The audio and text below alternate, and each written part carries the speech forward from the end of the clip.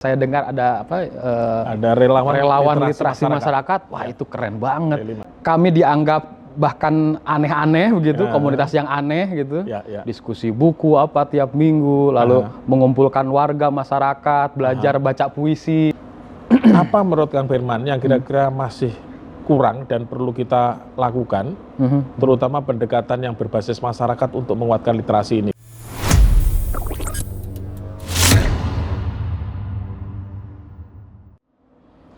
Bismillahirrahmanirrahim. Assalamualaikum warahmatullahi wabarakatuh. Selamat pagi sahabat Perpusnas. Kita jumpa lagi dalam orasi obrolan seputar literasi. Kita sekarang berada di lantai 16 Perpustakaan Nasional.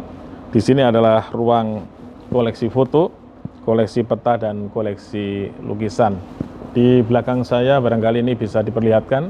Ini ada iluminasi dari sejumlah naskah kuno Nusantara. Kemudian juga kita bisa lihat di sana ada lukisan, itu lukisan dari Johannes Rah. Ini pelukis pada masa kolonial. Tepatnya Johannes Rah ini seorang berkebangsaan Denmark. Dia mendaftar menjadi tentara VOC, dan pada waktu menjadi tentara VOC dia tidak menembakkan satu peluru pun, tetapi dia melukis beberapa lokasi wilayah di Indonesia yang dalam pandangan Johannes Rah itu menarik, dan lukisan ini sudah direstorasi oleh Perpustakaan Nasional bekerjasama dengan Belanda dan sudah dipamerkan ke Denmark, di Belanda, dan juga tentu saja di Indonesia. Dan di belakang saya juga ada nampak Kang Firman, ini ada foto-foto. Di sana di pojokan ada foto pada masa kolonial juga, inisiatif untuk mendirikan perpustakaan dan juga penerbitan Balai Pustaka namanya.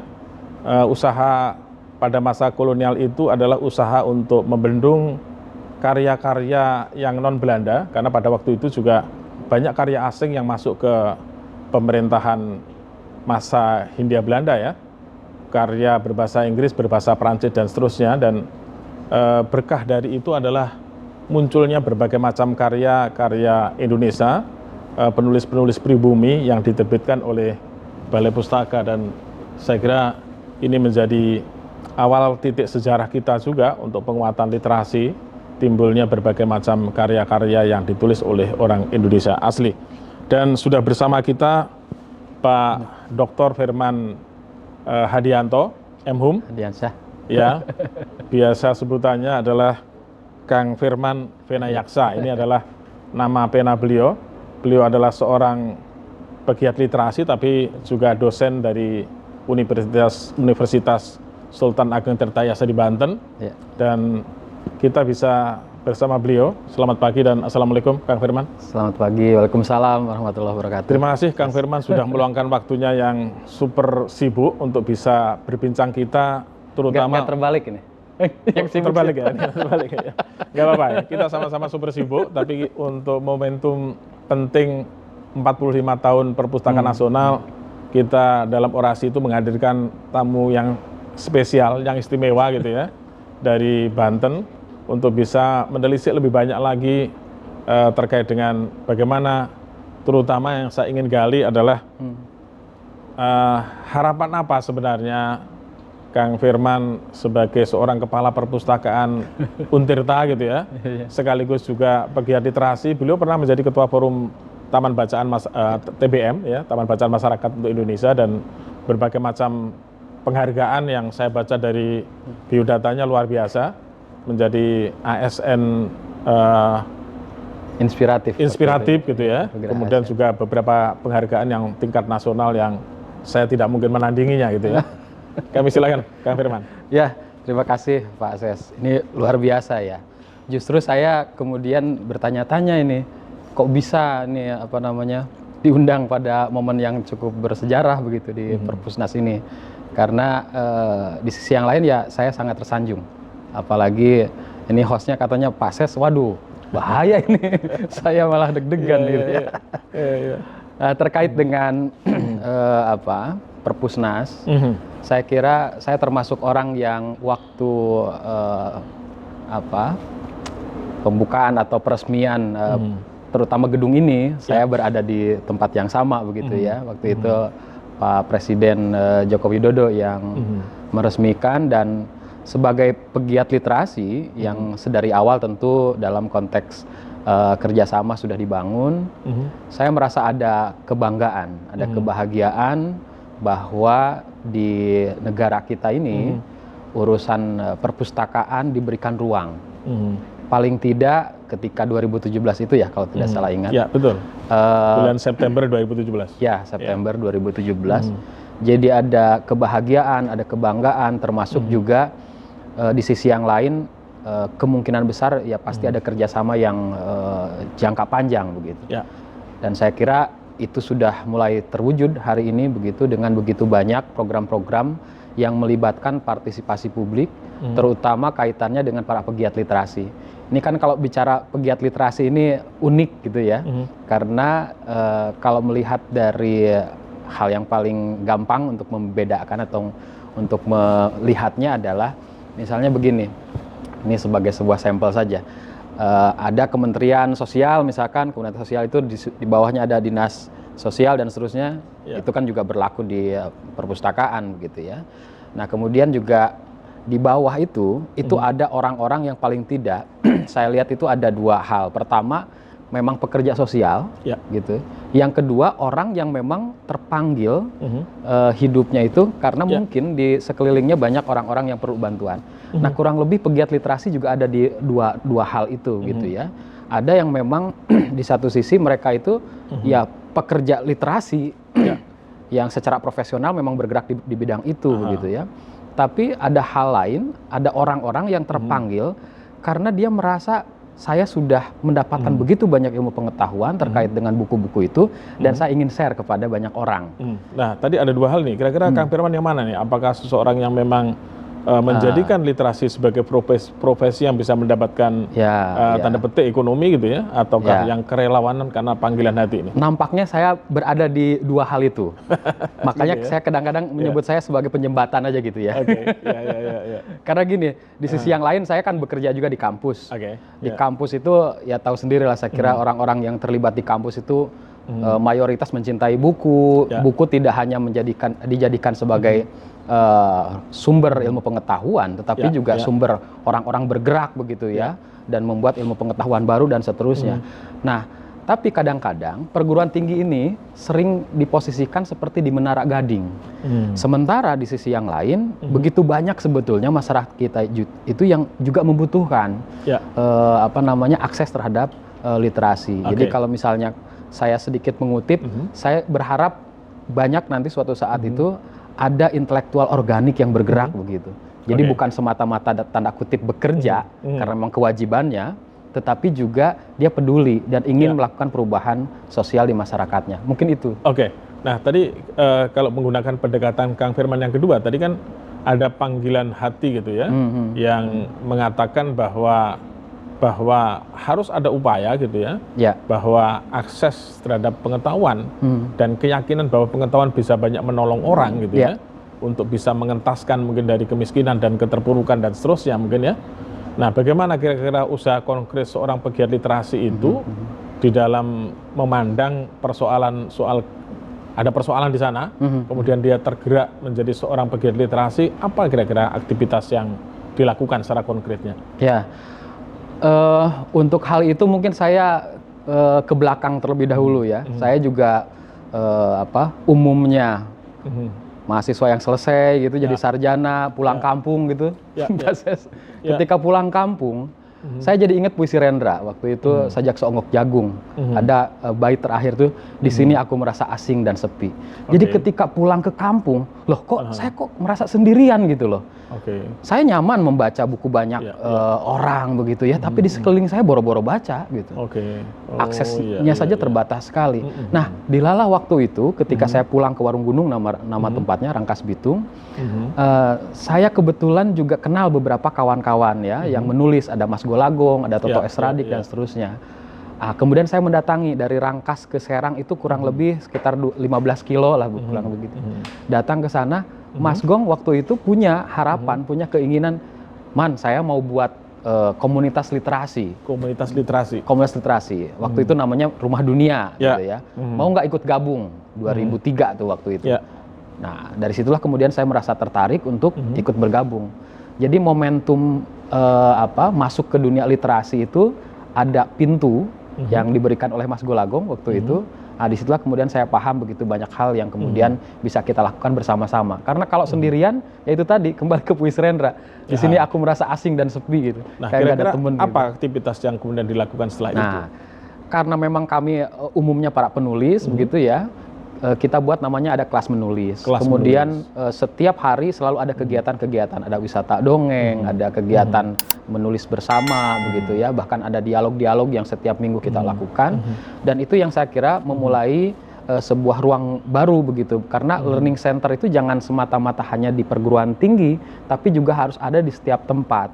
Taman bacaan di Rumah Dunia sebagai sebuah project awal dalam hidup saya waktu itu. Kenapa tidak learning center itu juga ada di masyarakat. Jadi yang datang itu bukan hanya mahasiswa S1, S2, S3, tapi juga orang-orang yang haus dengan ilmu pengetahuan dan bisa belajar bersama di situ. Nah, yang menarik di sini adalah soal menulis ya. Jadi kita mengetahui bahwa mengkonstruksi pikiran dan juga itu pun juga buah membaca ya. Ya, itu betul. adalah sesuatu yang penting, dan barangkali juga Kang Firman mungkin ini sekaligus mengkonfirmasi dari riset yang dilakukan oleh Perpustakaan Nasional bahwa pada tahun 2024 yang lalu jumlah bahan bacaan yang tersedia di perpustakaan umum itu 35,7 juta. Kalau kita menggunakan standarnya UNESCO harusnya kalau kita penduduknya 270,2, mestinya 270,2 kali 2 gitu ya.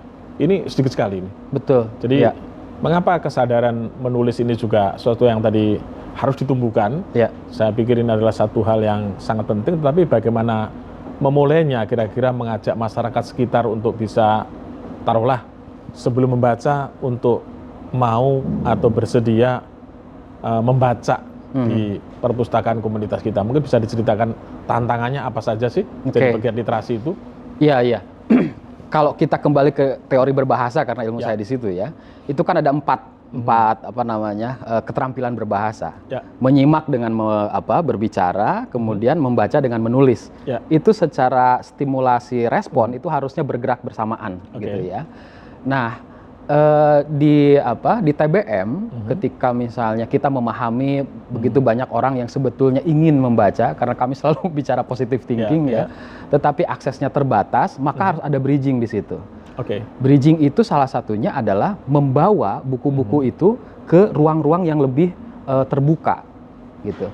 Nah, tantangannya pada akhirnya ya tentu harus bicara mobilitas di situ. Di situ ada ketangguhan para pegiat literasinya yang memang sangat diuji gitu ya. Termasuk juga kembali membicarakan mengenai prinsip-prinsip yang sangat sederhana, bagaimana sebuah organisasi bisa berjalan dengan baik begitu. Jadi tantangannya saya kira selalu ada, dan justru kekuatan dari pegiat literasi itu memang dunia kerelawanannya. Ya, karena saya kira seperti juga tadi yang saya sedikit bicarakan, ini ada kepedulian di tingkat bawah yang sebetulnya harus terus dipupuk, dan Perpusnas saya kira punya kewajiban secara entitas harus ada di situ. Dan menurut saya sih untuk sekarang ini prosesnya berjalan dengan cukup baik dan menuju arah yang cukup bagus. Nah, kemudian kaitannya dengan bagaimana kemudian orang-orang juga mau menulis begitu ya. Secara stimulasi respon, jangan-jangan keterbatasan buku yang kemudian kita rasakan hari ini juga ada kaitannya dengan bagaimana aksesibilitas membacanya begitu. Yang kedua yang mungkin harus kita pertimbangkan ulang adalah bagaimana ekosistem literasi itu juga harus memunculkan para penerbit yang kuat juga di situ. Kita nggak bisa hanya sekedar misalkan mana bukunya, loh yang memproduksi bukunya kan penerbit. Ini penerbitnya sudah optimal belum kita ajak serta begitu ya. Nah, itu sebelum kita bicara soal penerbitan, barangkali tadi soal yang tadi balik lagi soal apa ya? Tadi kerelawanan butuh satu ketahanan juga gitu ya. Betul. Durability juga ya. Tadi mengajak orang untuk membaca juga bukan suatu yang mudah gitu ya. Tetapi dengan kegigihan saya kira teman-teman ini bisa terus bertahan meskipun mungkin juga di awal-awal mungkin nggak terlalu dilirik gitu ya. Betul. Nah, ada pengalaman nggak semacam itu ya? Bagaimana mungkin dipandang orang mungkin tidak hanya sebelah mata, tapi mungkin dicurigai atau gimana itu. Ya. 2003 saya gabung dengan Mas Golagong di Rumah Dunia itu. Ya kami dianggap bahkan aneh-aneh begitu, komunitas yang aneh gitu. Diskusi buku apa tiap minggu, lalu mengumpulkan warga masyarakat, belajar baca puisi. Kami misalnya membuat acara Wong Cilik baca puisi. Jadi di situ itu yang boleh hanya tukang beca, tukang gorengan, kelas bawah begitu. Orang bertanya, ini apa yang mau kalian urus begitu loh. Nah, saya kira Mas Golagong dan teman-teman para relawan di Rumah Dunia berpikir bahwa justru ini momentum yang cukup baik bagi kami untuk kemudian berbakti kepada para pembacanya, dan kemudian ingat, penulis itu membutuhkan pembaca. Pasti. Sependek pengetahuan saya, dengan keterbacaan kita yang mungkin masih perlu dioptimalkan begitu, ini penulis nggak boleh diem juga gitu. Tugas saya hanya menulis nggak bisa juga menurut saya, karena kita membutuhkan pasar, membutuhkan para pembaca. Maka saya kira optimalisasi bagaimana para pembaca itu kemudian dikuatkan itu juga harus ada di pikiran para penulis begitu. Dan Mas Golagong dengan teman-teman, karena memang kami sama-sama penulis gitu ya, ya kami berharap ketika kami membawa buku, kemudian dibaca oleh orang, nah itu ekosistemnya juga bisa berjalan. Gitu. Oke, tapi yang menarik tadi misalnya soal interaksi ya. Misalnya Kang Golagong sebagai seorang penulis yang terkenal pada waktu itu ya, dari awal juga sudah terkenal. Kemudian juga Rumah Dunia sebagai ruang kreatif gitu ya. Tidak hanya mempertemukan antara penulis tapi juga dengan pembacanya, termasuk juga menolong ekosistem kepenerbitan dan seterusnya gitu ya. Nah, bagaimana kira-kira sebenarnya ekosistem ini saling bergerak, bahkan juga saling menopang gitu ya, sehingga bisa menghidupi dalam rentang waktu yang dalam pandangan saya cukup lama itu. Iya betul. Kalau kita mengambil misalnya yang paling sederhana teori Erving Goffman tentang dramaturgi gitu ya, kita kan selalu bicara dua hal. Pertama adalah orang-orang yang di belakang layar, yang kedua yang di depan layar. Nah, orang yang di depan layar ini kan sebetulnya bagaimana kemudian bisa memerankan sesuatu, tetapi juga yang kita tidak boleh lupakan adalah skenario yang ada di belakangnya. Bagaimana orang-orang yang di belakang layar itu menyiapkan begitu banyak drafting begitu, sehingga ketika kita atau siapapun pemeran yang ada di depan itu punya jalan yang jelas. Nah, dalam konteks yang lebih luas, Pak Ses, menurut saya, kenapa kami para pegiat literasi itu membutuhkan peta jalan literasi untuk ke depan begitu? Karena ini yang menurut saya penting ya. Katakanlah misalnya tadi para pegiat literasi, kami di Rumah Dunia, dan mungkin begitu banyak teman-teman kita yang ada di Indonesia ini juga bergerak bersama begitu.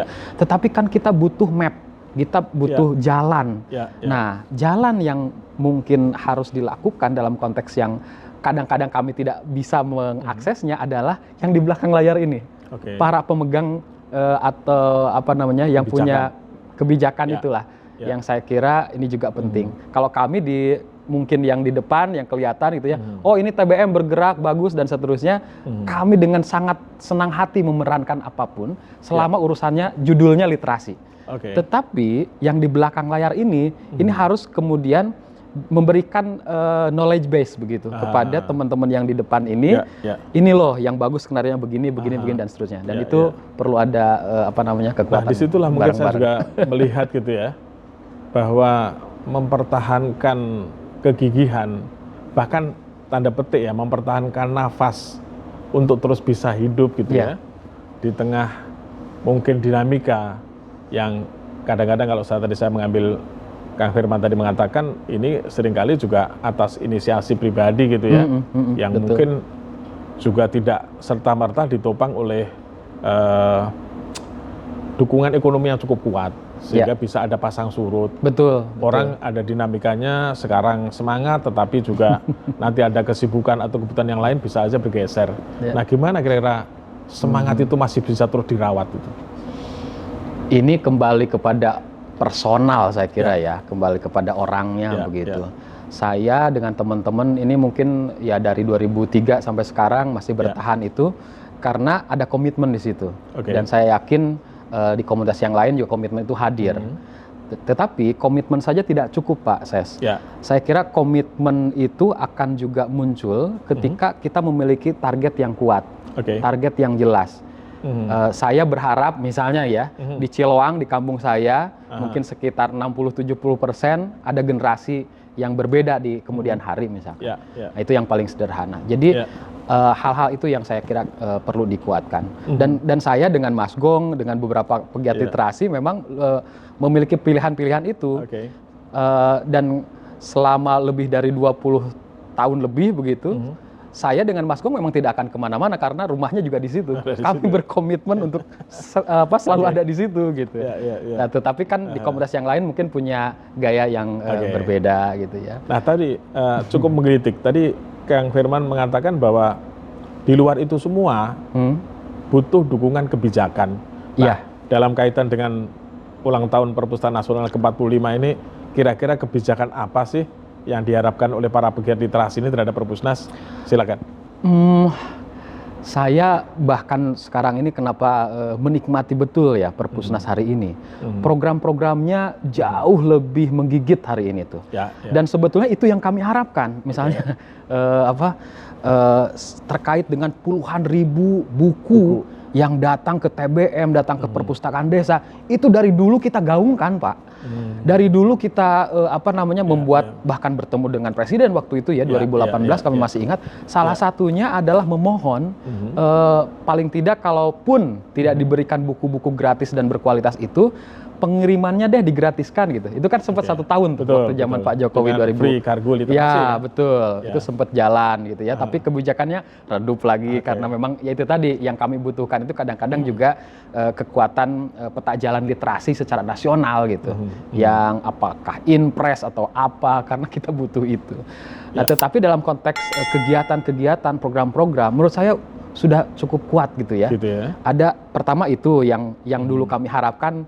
Alhamdulillah tahun kedua kan sekarang sudah berjalan begitu. Yang kedua fasilitasi dari teman-teman para pegiat literasinya. Saya kebetulan karena memang dosen tidak ada masalah walaupun ya ngalir lah gitu. Tapi kan ada orang misalnya ada seperti Bu Kiswanti misalnya gitu ya, yang tukang jamu tapi mereka rela untuk tetap bawa buku kemana-mana. Ada di Bandung yang jualan tahu sambil bawa buku dan seterusnya.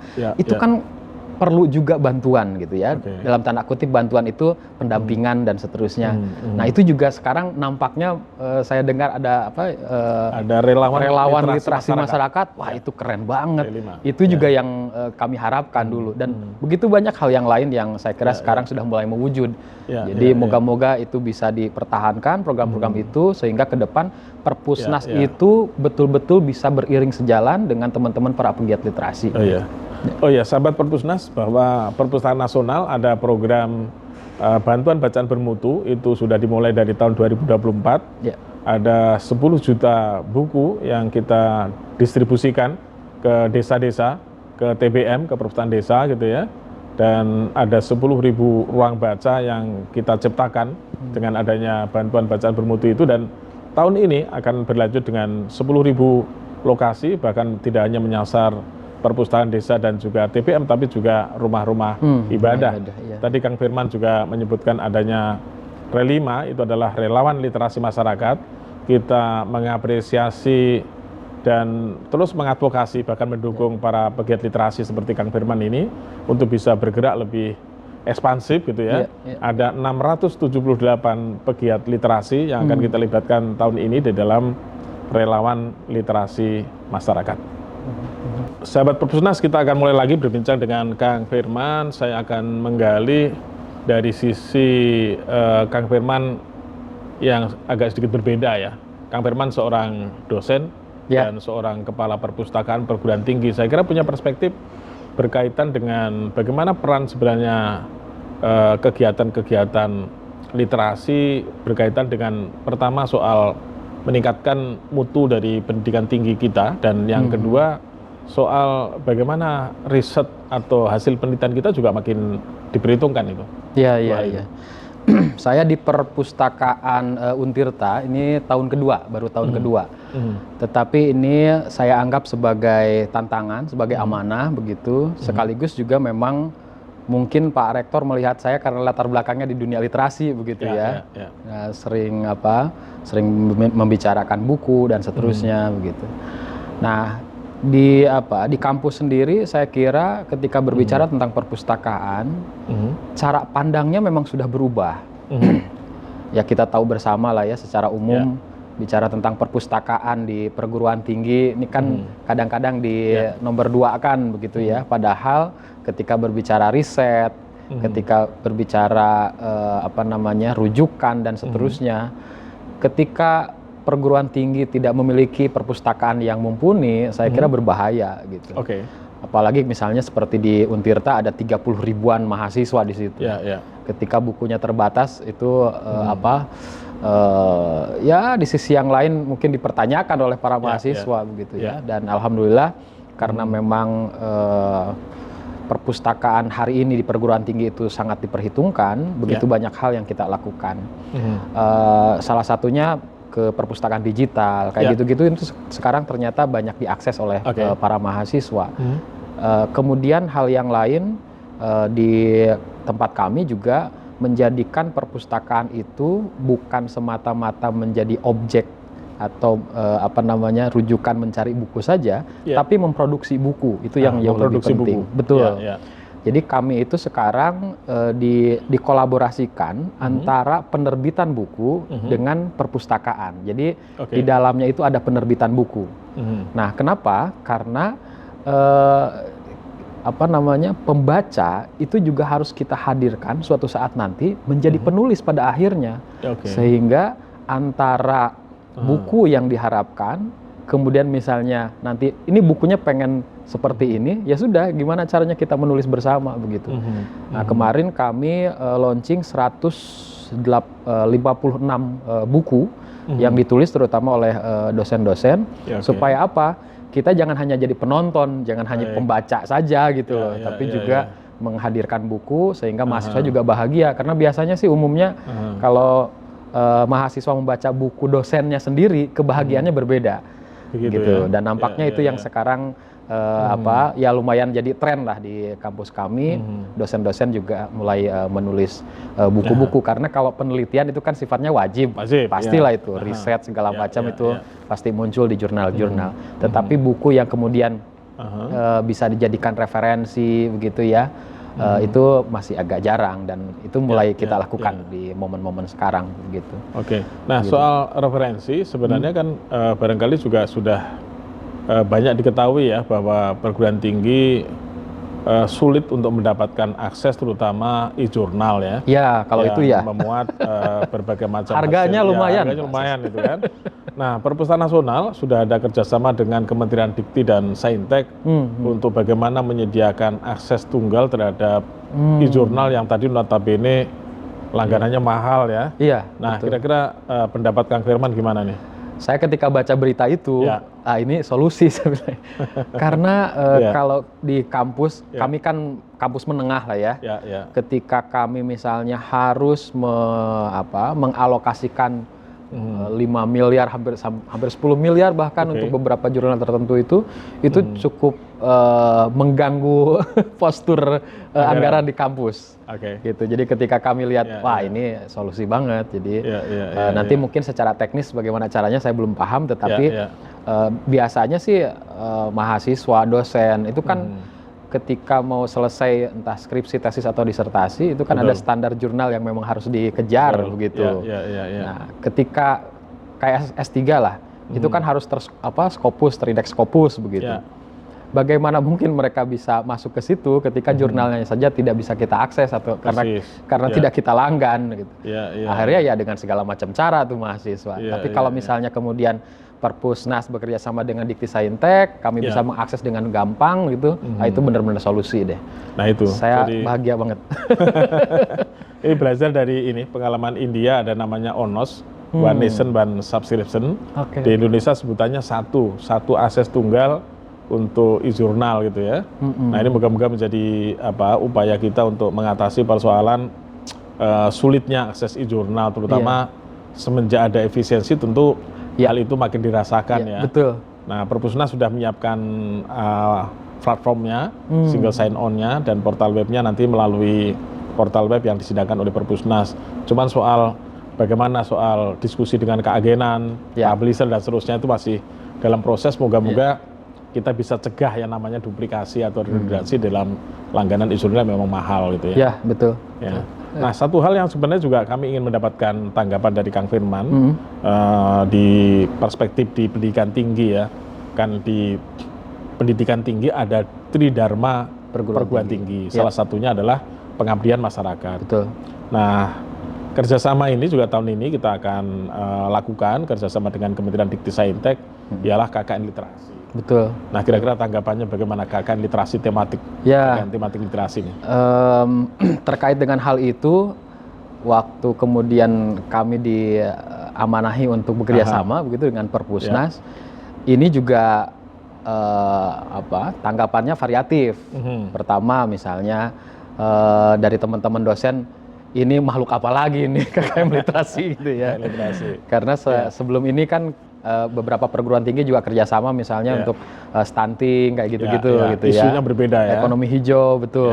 Nah, ketika bicara literasi ada teman-teman yang memang menanyakan itu.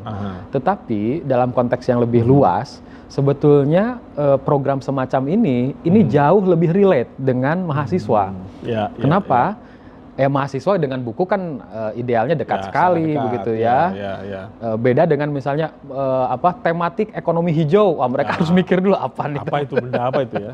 Ditambah lagi para pegiat literasinya juga sebetulnya dari dulu berharap betul mahasiswa itu datang ke TBM-nya untuk mendampingi dan seterusnya. Gitu ya. Nah, ketika kami terus intens gitu ya terkait dengan KKM Literasi, buku-bukunya memang ada di desa-desa begitu, tinggal dioptimalkan, dikuatkan oleh si mahasiswanya kan begitu ya. Betul. Nah, itu saya kira justru sebagai sebuah terobosan baru itu menarik gitu loh.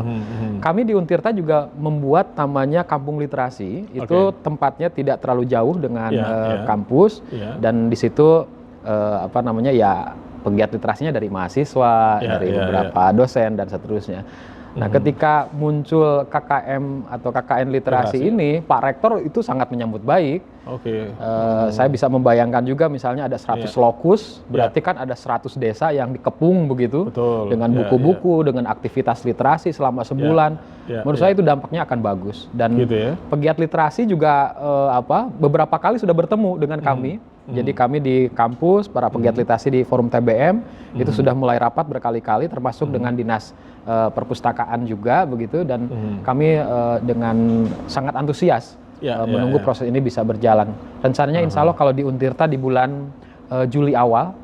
Ya, Juli sampai Agustus begitu ya, kurang lebih. Luar biasa, Untirta ini termasuk juga yang perintis karena yang pertama teken MOU, kerjasama MOU untuk KKN Literasi adalah Untirta gitu ya. Jadi target dari KKN Literasi ini ada 1000 lokus harapannya. 1000 lokus akan kita garap tahun ini, dan kalau misalnya satu lokus akan ada 10 sampai 15 mahasiswa gitu ya. Akan ada 15.000 orang mahasiswa yang terlibat di dalam KKN Literasi.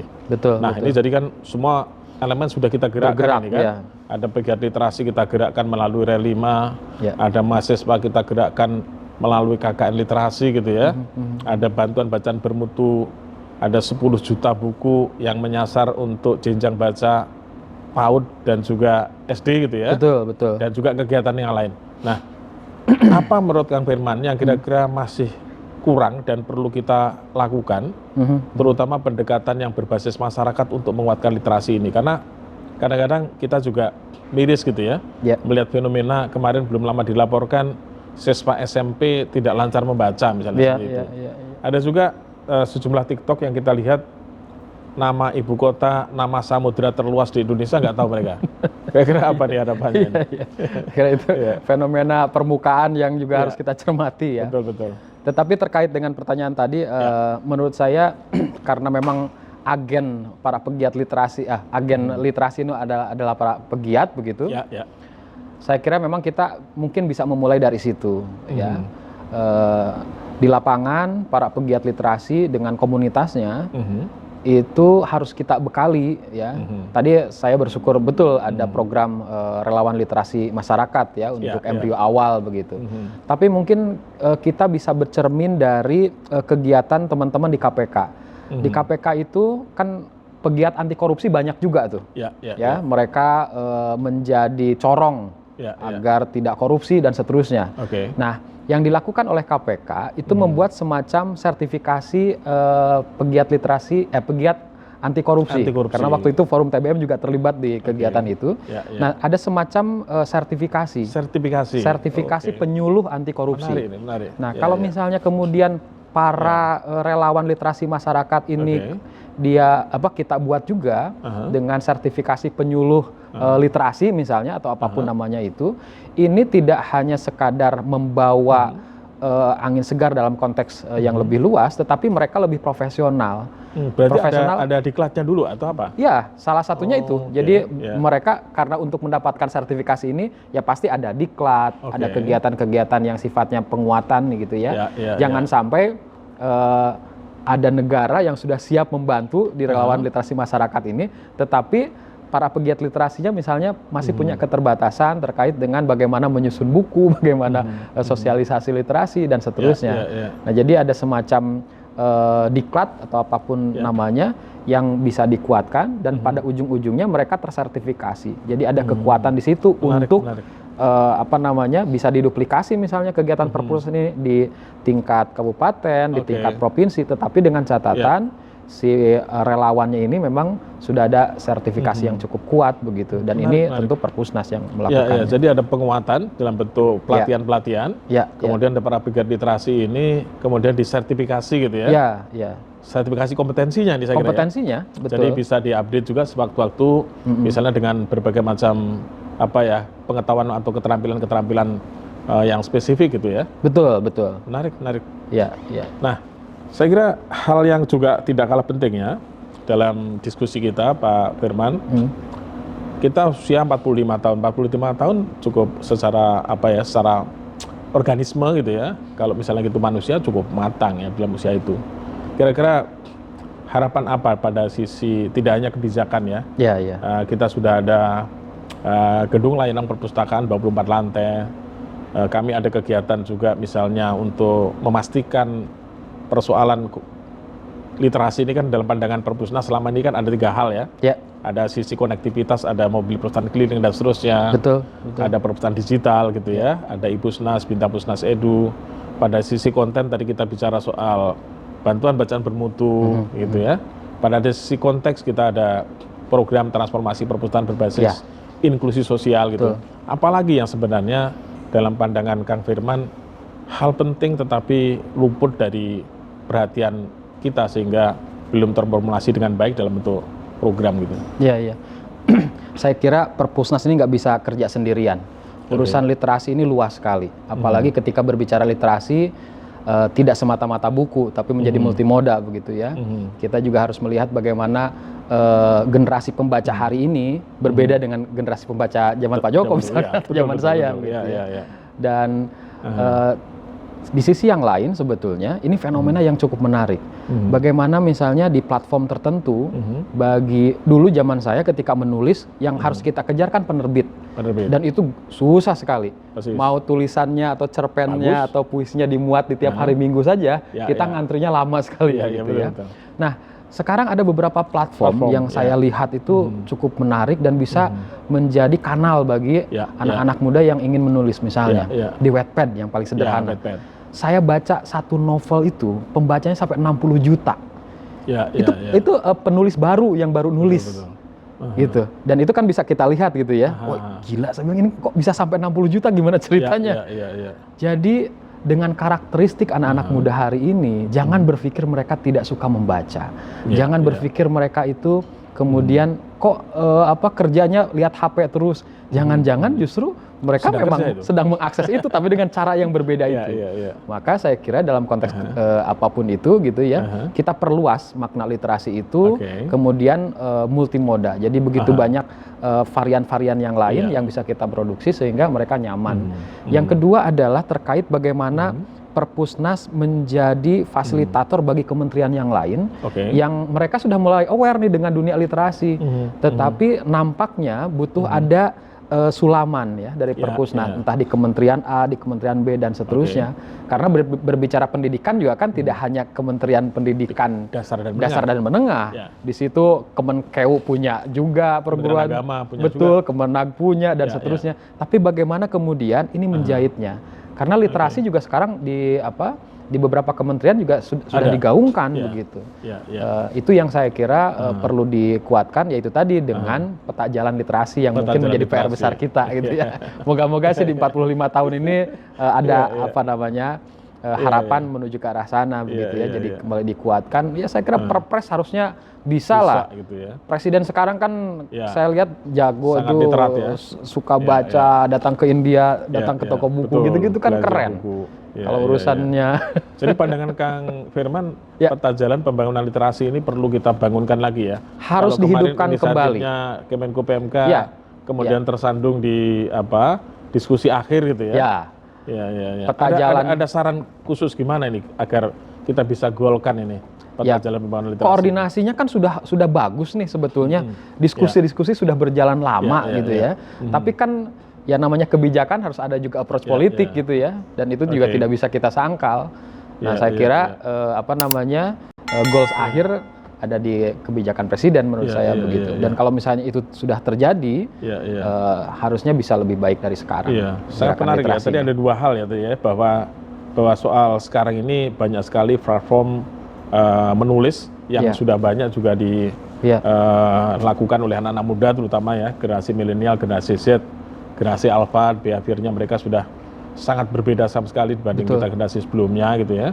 Dan yang kedua tadi soal kolaborasi antar lembaga terutama untuk bisa menghidupkan dan bahkan bisa melegalkan gitu ya peta jalan pembangunan literasi Ya, Indonesia gitu ya. harapannya. Karena kita tahu memang banyak inisiatif gitu ya. Dari Kementerian Desa ada Akademi Desa dulu pada Betul. waktu itu, tapi terus berubah lagi gitu ya. Di Kementerian Kominfo yang sekarang jadi Komdiki ada Ya. penguatan literasi Literasi digital, misalnya digital. seperti itu. Nah, kira-kira nih dari sisi kalau inisiatif kan sebenarnya sudah cukup banyak ya. Ya. Tetapi yang sebenarnya yang kita butuhkan adalah program-program yang memang bisa menjembatani gitu ya. Menjembatani antar pihak, antar kepentingan yang juga berbeda gitu ya. Nah, kalau tadi bantuan buku kita sudah, Ya. pelibatan mahasiswa juga sudah gitu ya. Dari sisi platform digital ini terutama, apa sih kira-kira Perpusnas yang harus dilakukan terutama untuk Ya. menyasar generasi milenial dan seterusnya ini? Ya, saya kira mungkin dulu sandungannya selalu banyak tuh. Misalnya salah satunya nggak ada wifi-nya dan seterusnya. Tapi kalau sekarang kan yang mengakses smartphone ini kan sudah di atas 70% begitu ya masyarakat kita. Jadi penguatan terkait dengan buku-buku digital ini sudah tidak terbantahkan menurut saya dengan generasi hari ini. Maka seperti Ipusnas itu memang harus betul-betul dikuatkan sehingga bisa menyasar terutama generasi anak-anak muda hari ini gitu ya. Termasuk juga menduplikasi Ipusnas ini di berbagai lapisan, tidak hanya di dinas perpustakaan di daerah, tapi juga di kampus-kampus begitu ya. Kita punya ribuan kampus yang saya kira kalau itu dioptimalkan, saya kira mahasiswa tidak akan kekurangan bacaan begitu. Gitu ya? Ya, betul. Oke. Karena saya terus terang saja ketika di Untirta pun sama, Pak. Saya awalnya berpikir kunjungan mahasiswa itu tentu ada momen-momennya dan umumnya tidak terlalu banyak begitu.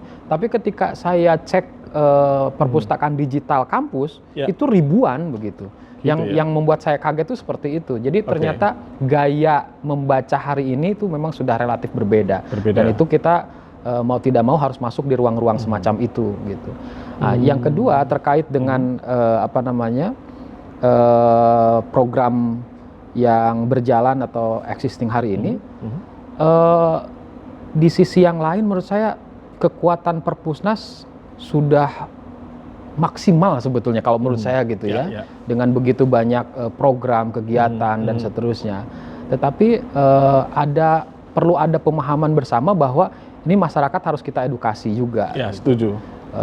Para pegiat literasi harus betul-betul kuat lagi di lapangan dan ini menjadi ikhtiar bersama gitu ya. Ya. Tuh, saya kira setuju. itu. Saya kata kunci edukasi ya. Kalau misalnya kita kaitkan dengan penelitian Microsoft 2 tahun yang lalu, Digital Civility Index kita atau indeks keberadaban digital kita paling rendah di Asia Pasifik gitu kan. Nah ini kan hal yang juga memprihatinkan gitu kan. Artinya bahwa sebenarnya platform digital sudah ada, orang bisa meng-create berbagai macam konten, tetapi di dalam hal yang lain penggunaan sosial media nampaknya kita juga masih perlu ya adanya semacam program untuk edukasi literasi digital gitu ya. Gitu ya. Di kalangan komunitas pegiat literasi ini kira-kira kalau kita lihat sebenarnya sudah banyak gerakan-gerakan, termasuk bahkan gerakan yang membuat lapak ini, lapak itu. Tapi untuk pegiat literasi digital, kira-kira ada tidak concern yang ke sana itu? Makanya ini berproses ya, saya kira berproses. Beberapa kanal perpustakaan digital kan juga sudah mulai begitu ya. Tetapi lagi-lagi ada ada barrier terutama kaitannya dengan kalau dulu urusannya akses ke buku, sekarang kadang-kadang kita memerlukan juga mediumnya, gitu, entah tablet atau apa, gitu, karena itu juga tidak bisa lepas. Nah, jadi kalau dulu saya dengan teman-teman anak motor itu 2017 ya, belum lama, bawa buku ke desa-desa. Sekarang kan sebetulnya tinggal bawa gadgetnya aja, tetapi edukasi itu masyarakat, nih gadget, ini platformnya, kemudian kira-kira apa yang bisa kita lakukan dengan buku-buku yang banyak itu begitu. Salah satunya misalnya membaca nyaring dan seterusnya. Jadi kehadiran pegiat literasi tidak semata-mata tanda kutip membawa buku saja begitu, tetapi juga memberikan advokasi, edukasi kepada masyarakat bagaimana caranya memanfaatkan itu. Setuju, karena Perpustakaan Nasional juga punya program pojok baca digital. Nah itu. Dan jumlahnya juga sudah cukup banyak tersebar di area-area publik gitu ya. Termasuk juga titik baca gitu ya. Tetapi nampaknya untuk menjadikan pojok baca digital sebagai pusat aktivitas untuk penguatan literasi digital nampaknya masih kurang. Sehingga banyak pandangan sekali lagi dari teman-teman di daerah itu hanya semacam ekstensi atau perpanjangan yang dari dinas perpustakaan yang biasanya layanan koleksi konvensional menjadi digital semacam itu saja nih.